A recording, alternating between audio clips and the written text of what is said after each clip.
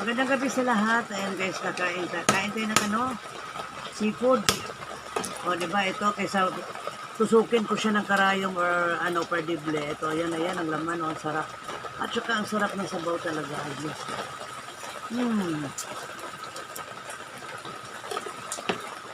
Sarap. Teresa, tinusok ko siya ng perdible. Ayaw. Yan na, ginamit ko siya kanina. Hindi marunong eh. Dikdikin ko na lang. Sorbo pa. Diba? Mas maraming Pero mo, sarap ang tamis.